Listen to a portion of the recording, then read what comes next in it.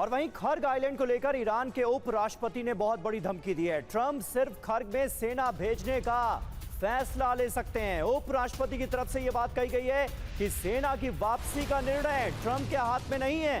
नर्क से कोई घर वापस नहीं लौटता। तो देखिए, सीधे सीधे धमकाया जा रहा है कि खर्ग अमेरिका के लिए नर्क साबित होगा। ये उपराष्ट्रपति ईरान की तरफ से कहा गया है। ट्रंप के हाथ में खर्ग में सेना भेजने का निर्णय, सेना की वापसी का निर्णय ट्रंप के पास नहीं है, क्योंकि नर्क से कोई घर वापस नहीं लौटता। खर्ग पर अभी स्थिति क्या है? खर्ग पर कब्जा करना चाहते हैं डोनाल्ड ट्रंप। खर्ग पर बड़े हमले की तैयारी भी की जा रही है, ग्राउंड ऑपरेशन तक करने की तैयारी हो रही। अमेरिका की मुश्किलें क्या है समझिए। खर्ग पर हमला करना अमेरिका के लिए आसान नहीं है। ईरान की सेना यहां पर पहले से तैनात है। द्वीप होने की वजह से हमले में भारी दिक्कत आएगी और ईरान को जो एज यहां पर मिला हुआ है उसकी वजह से अमेरिका को अपने कई सैनिक गंवाने पड़ेंगे। ईरान का प्लान बी देखिए क्या है। खर्ग द्वीप पर हमला हुआ तो ईरानी प्लान तैयार है। बाब अल मंडेब स्ट्रेट को ईरान बंद कर देगा। हूती विद्रोहियों को बाब में एक्टिव कर दिया जाएगा। बाब अल मंडेब रेड सी का एंट्री पॉइंट है और यहां पर हूतीज को एक्टिव किया जा सकता है ईरान की तरफ से। 23 साल बाद अमेरिका एक बार फिर अरब में ग्राउंड ऑपरेशन की तैयारी में है।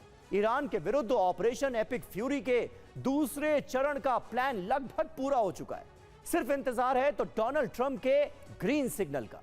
दावा है कि ट्रंप संवर्धित यूरेनियम से लेकर ईरानी तेल तक पर कब्जा करना चाहते हैं। लेकिन अमेरिकी राष्ट्रपति के सामने सबसे बड़ा सवाल ईरान की तैयारी है, जिन्हें देखकर एक्सपर्ट्स ये मान रहे हैं कि अमेरिकी सैनिकों का ईरानी धरती पर उतरना मौत के कुएं में पैर रखने जैसा होगा। संवर्धित यूरेनियम अमेरिकी सेना अपने कंट्रोल में ले, जिसके लिए इस्फहान, नतांज, फोर्दो और पिकएक्स माउंटेन में ऑपरेशन चलाया जाए। दूसरा, खर्ग द्वीप पर कब्जा किया जाए ताकि ईरान का तेल एक्सपोर्ट हब बंद हो जाए। और तीसरा, अमेरिका हॉर्मुज स्ट्रेट को अपने कंट्रोल में लेकर तेल संकट को खत्म कर दे। डोनाल्ड ट्रंप ने कहा, ईरान से तेल छीनना मेरा पसंदीदा काम है, लेकिन अमेरिका में कुछ बेवकूफ लोग कहते हैं आप ऐसा क्यों कर रहे हैं, लेकिन वो बेवकूफ है। हो सकता है हम खर्ग द्वीप पर कब्जा कर लें, हो सकता है ना करें। हाल ही में सेंटकॉम चीफ ब्रैड कूपर तेल अवीव पहुंचे थे, जहां उनकी आईडीएफ चीफ इयाल जमीर से मुलाकात हुई। इस मुलाकात में इजराइल के दूसरे टॉप जनरल भी शामिल हुए। इसमें हॉर्मुज और संवर्धित यूरेनियम पर चर्चा हुई। साथ ही ईरान के खिलाफ जॉइंट ऑपरेशन पर भी बातचीत की गई। ईरान ने जां फिदा यूनिट तैयार की है। इसमें 10 लाख सैनिकों की भर्ती की गई है। ये फिदाइन की तरह काम करेंगे, हर वक्त रेडी टू अटैक मोड में रहेंगे।